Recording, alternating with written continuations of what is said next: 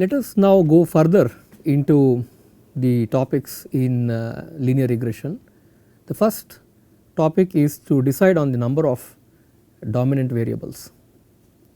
So, if you think about practical real life data, not all the variables are statistically significant, right. For example, if we assume p equals 2 case, I have 2 predictors and I need to decide on the best model. I have the following 2 power p possible choices. So, for p equals 2, let us see the situation. We have 4 choices. We can have a model with variable x1 alone, a model with variable x2 alone, a model with both x1 and x2, and possibly no variable. I mean, this is when there is no relationship between the variables and the response, right. So, D is typically not the usual case, but you can have possibilities with A, B and C. In general, if we have to optimize over the model selection problem, right, we have to work with these 2 power choices. Among all these models, we have to choose the model that is the best, and the choice of the model can again stem from various information theoretic criteria such as the Bayesian information theoretic criteria or the Akaike information criteria, etc. So, we will not discuss all these details, but at least you should be aware that the model selection problem itself is an important issue in statistics. Now, how do we choose these models from practical heuristics? So, we have different selection criterion. The first would be the forward selection criterion.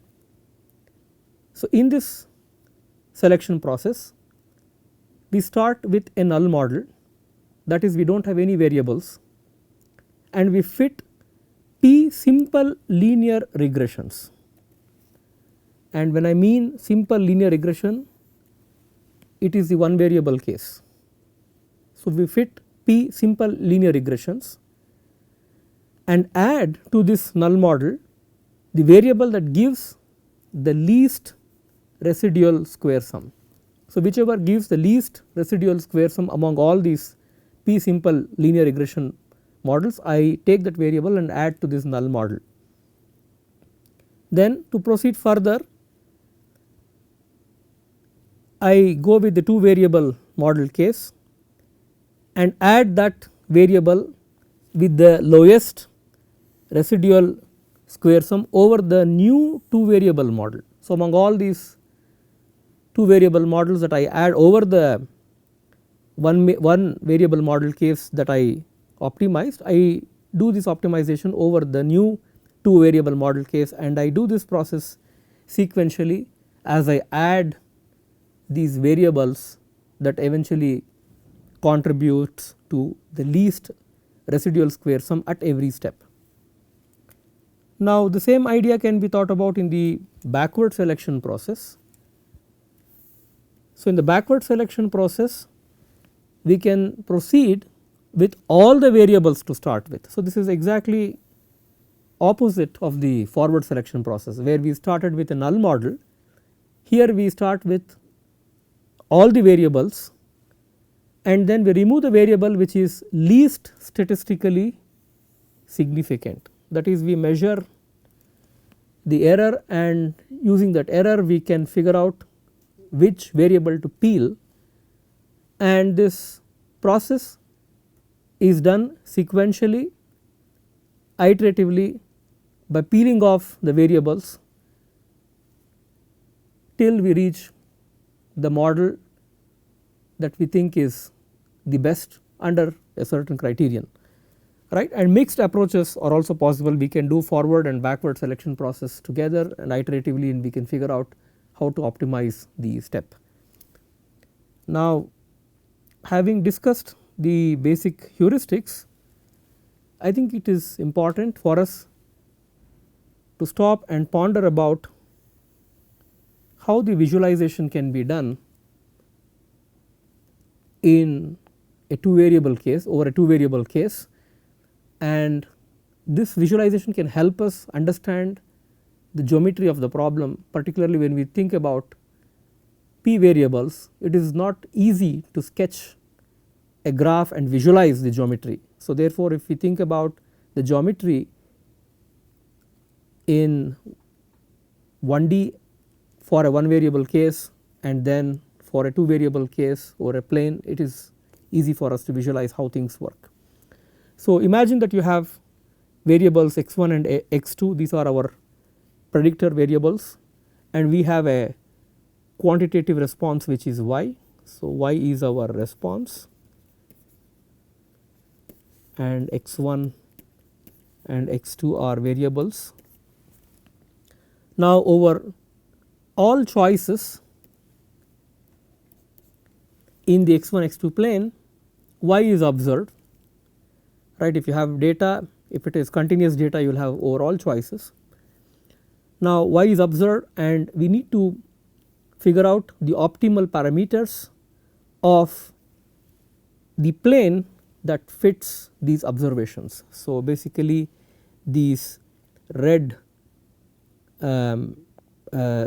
sticks are essentially indicating a y in response to x1 and x2, and I have discretized the grid x1 x2 plane, and over every point that corresponds to the tuple x1 x2 I have a y. So, given these observations, the goal would be to fit the optimal parameters for the equation of the plane that matches the observations. And what is the matching criterion?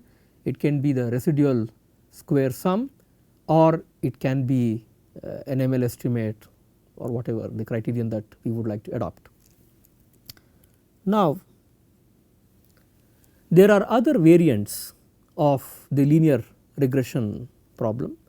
One variation is using indication variables. Let us see this example, right. So, xi is an indication variable. In this case I have chosen, it is indicating 1 if the ith person has IQ greater than 160 and 0 otherwise. Let us say there is a Mensa test for figuring out high IQ individuals, and maybe given this indication, can we predict their performance in their future roles? Maybe can they be extraordinary Nobel laureates, and maybe that is an indication yi, right. This is an example. So, we can use such variables as predictors in the regression equation. Say if I have yi is alpha naught plus alpha 1 xi plus epsilon I. So, this is my linear regression model. Xi here is the indication variable,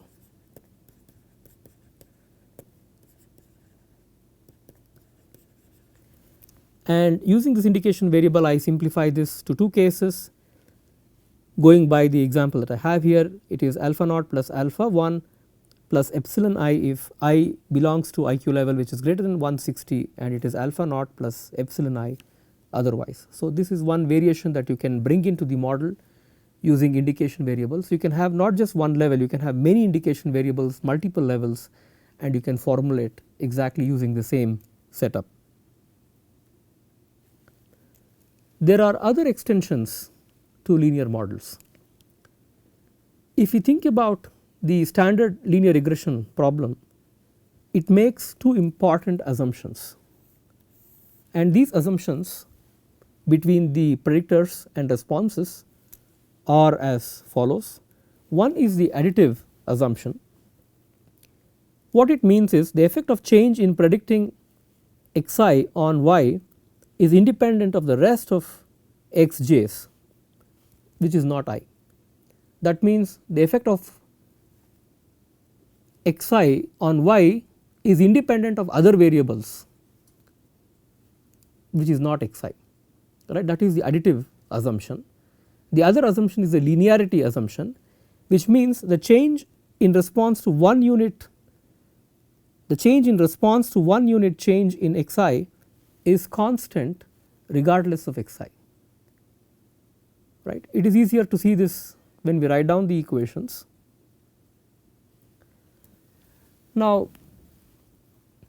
the question is, can we relax this assumption, this additive assumption, by including interaction terms. So, let us see through this through equations and we can understand it much better. Suppose y, which is the quantitative response, is equal to alpha naught plus alpha 1 x 1 plus alpha 2 x 2 plus epsilon. So, here 1 unit change in x 1 can bump up alpha 1, so 1 unit change in x 1 can bump up y by alpha 1, right, that is what I indicate. So, 1 unit change in x 1 bumps up y by alpha 1. Now, if we want to relax this assumption by including interaction terms, so let us formulate the mathematical model towards this. So, y is alpha naught plus alpha 1 x 1 plus alpha 2 x 2, this is normal linear terms, plus observe this, which is alpha 3 times x 1 x 2, indicating that there is an interaction between x 1 and x 2, and I will talk about this interaction example through a more concrete, I will talk about this interaction idea through a more concrete example. So, let us simplify this. So, we have alpha naught plus alpha, so you just group this x 1. So, I have alpha 1 plus alpha 3 times x 2 plus alpha 2 times x 2 plus epsilon, that is the coefficient of x 1 is alpha 1 plus alpha 3 times x 2, right. So, this is very important.